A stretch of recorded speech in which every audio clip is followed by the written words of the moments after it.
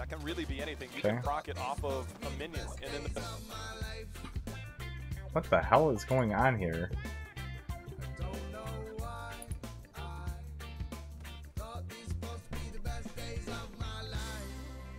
Maybe I'll watch, maybe Internet Explorer will work better? I don't know.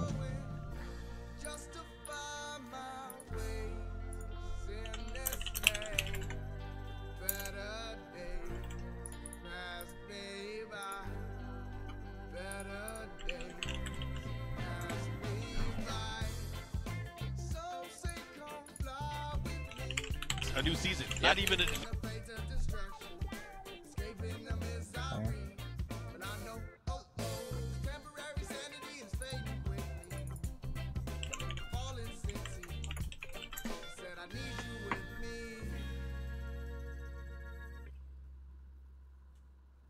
Now I'm sitting in the back seat, watching cars pass me by. Don't know why I like to drive 85.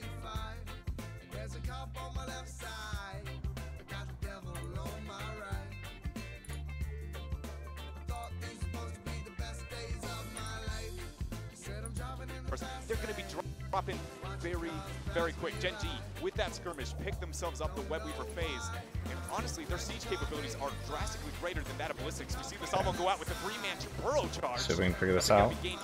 Oh, the burrow charge went under. The Lornado is locking out Hooligan. He's trying to get out of there, but Rich is chasing him down. Does get some damage, but we also see the water elemental on top of that. This comes over for the support, so the trade out in favor of Rich as they get the first takedown. The wall has gone down, and Ubrak, the only casualty so far.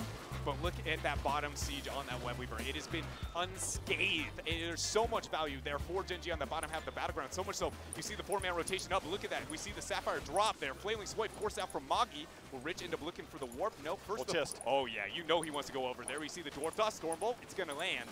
There's the slow. Do they get the follow-up lockdown as Jongha comes in? Does get gosh. knocked back by that Lornado outside of that route. So the zoning control definitely there for Sake, keeping everything at bay. But as you said, all of that siege damage that is now accumulated. Now you look up at that scoreboard, things have been even up until this point, but now it's almost 13-12.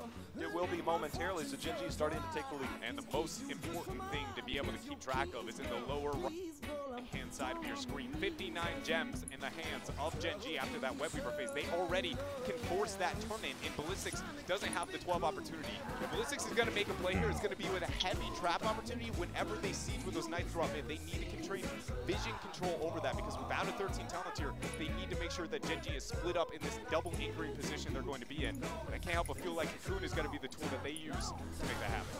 Hooligan comes in, does eat a hammer. Jungha comes in for support, supplying that armor. She jumps in. Magi with the zoning out for now, but zoning, oh, I was going to say he might be in trouble of his own, but the Lornado unable to pull him in along that wall. But Ballistics, they're holding strong for now, but as you said, without that 13, Gen G now looking to complete that turn-in. Interesting decision for Ballistics to be able to move up and make that happen, but it did stalemate things off over that turn-in long enough to reliably have the 13 within, a short time frame as these Web Weavers descend. But things are not over yet here, JL. I cannot highlight how effective Nazebo is at sieging. Probably one of the best backliners to be able to just throw out as many spells as possible and be a problem. When I say he's great at sieging, it's not with his raw damage output, it's how much poke and prod he's going to put onto Ballistics' health bars. So Web Weaver's now looking to join in the rest of the ranks here of Gen G. The zoning out by Magi, the lurking arm goes down. Rich continuing to step forward with this team. Now as that starts to go, here comes Blaze. There's going to be the jump in by Tiss. They do get the bunker down. They are going in forward. SC trying to retreat, is not able to make it as the Ravenous Spirit continuing to wreck the backline of Ballistics. We wonder, where does it come in? Oh, that was so very close to be able to get that damage. The well cannot out-kill the damage of Ravenous Spirit, and that is going to be another kill for Reset and Friends. Highlight I want to bring up with that last skirmish. Jungha's leap on Yrel was the only reason that jet propulsion did not just pretty much obliterate Ballistics' backline. SC did end up dropping here, and Gen G now making a lot happen as this keep is going to drop. I guess we can't really descends. They will have the 16 talents here. They will not have a Web Weaver phase, but neither will Ballistics. So likely we're going to find ourselves in that boss type of circumstance. In Ballistics, it just feels like everything, all resources here have withered away. I don't know what's going on here. So close in that 11-11, that 10-11 in that area. And now all of a sudden things look so incredibly different at 16-13. And now for Ballistics, the general rotation for most teams when they get to this point, as you said, I wish you there was don't a have that way. turn and you have that talent tier advantage. You look towards the boss for Ballistics. They need to find a way to get a turn in, and it looks like they're moving down towards the area. At least they were contemplating it. Right now, they're being very Probably because they have cautious. like a game. Finally make their way over, but Tiss, he's going to find his way in. See if they can. If Tiss steps out, Hooligan and team, they're going to look to try and get the takedown. Can't get drop the cocoon. There it is. Oh, but they missed the root. Actually, root's going to get popped there, but it might be a little That bit was- late. They end up getting it there. Great use of the passive there from Magi, locking it down. See if I can.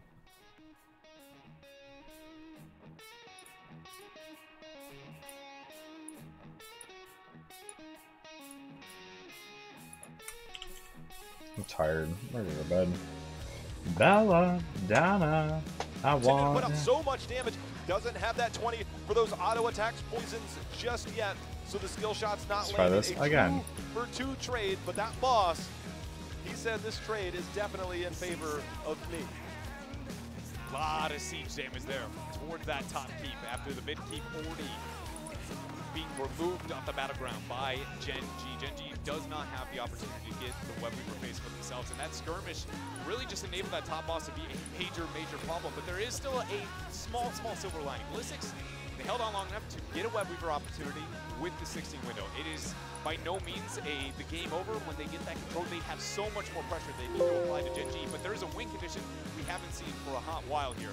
See if they can make it happen. Well, Tist, he's going in again. He's going to get the cocoon onto the bunker, making sure that there is no safety target, but the Lornado keeping so many members of Ballistics locked in, and now here comes the salvo. Rich comes in with the damage. SC under assault. He's going to be the first takedown. The rest of the team, they're seeing if they can get more as Gen G. They are in pursuit as Zhang Ha. They are diving past him, knowing that he's going to fall momentarily as Rich is making plays. Reset has 3 seconds on Ravenous Spirit. He's going to be able to get a large flank. Great job by getting the dismount, but at this point, this is going to be 2 dead members if he rips this thing through.